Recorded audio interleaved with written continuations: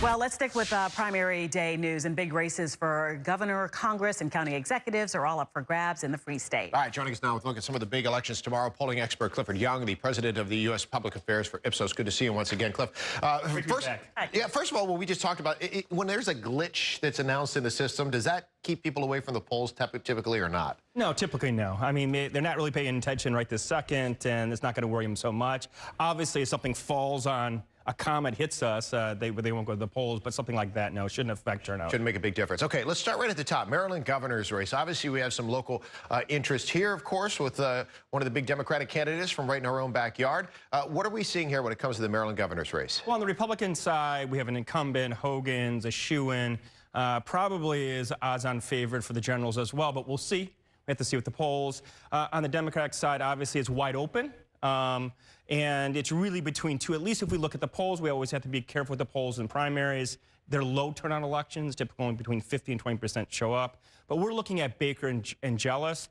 They're basically split 50-50, but 40% of the electorate, the Democratic base, has not decided. So, but what's interesting, Cliff, is we look at a lot of these races, especially in Maryland, and we say, oh, that person's a shoo-in because because the state is so heavily blue. But it was quite an upset with this last governor's race, right? So should we throw that thinking out for all these races? Yeah, well, overall, if we look out the country overall, there is a blue wave, and that should help the Democrats in the House. They'll most probably take the House, that at least is our projection. But Hogan's in a very strong place. He's delivering very well to Marylanders in general. He has a 64% approval rating, and typically an incumbent with a 64% approval rating has a pretty good shot of winning, though once again, this is a blue wave election on the one hand, an anti-Trump one on the other. But I think when it comes to gubernatorial elections, especially because they're focused on more state and local issues, he's in a good place. Right, and between... For November as well, or just for now? Well, for now, but probably for November as well. Right. That said, it will be a very, very heated election, obviously, because everyone, especially on the Democratic side, will try to nationalize the election. Before we move on to a little bit more local feel, let's talk about Ben Jealous. He has national name recognition, but here locally, we do think of the past Prince George's County Executive, Rashawn Baker, and think that the entire state knows exactly who he is. How does that thinking, though, play into going to the polls tomorrow? Well, they both, they're running neck and neck. Okay. And so one of them most probably, but not necessarily, but most probably will take the election, the Democratic primaries. They have about equal name recognition, one because of more local issues on the one hand, Jealous because of more national issues on the other. They both basically match up the same against Hogan. They both lose by about 10 points at this point.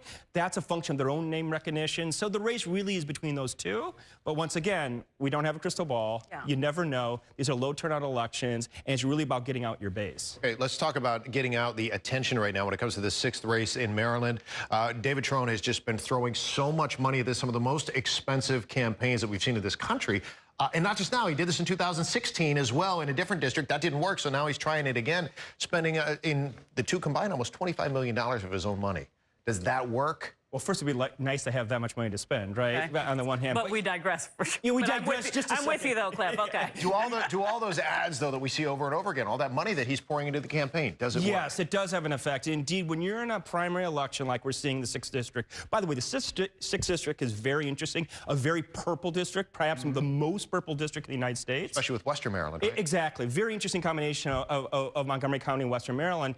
But money on the one hand, getting out your base, raising your name recognition is key. Obviously has a very, very large field he's running against, but that money does help both on the name recognition side as well as getting people out to vote. Is he leading right now?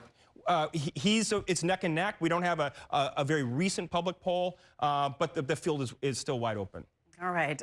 Some other races to get to, of course, but ran out of time. We do appreciate you, Cliff. Well, I appreciate it. All right. Come back and see us. Thank you. All righty.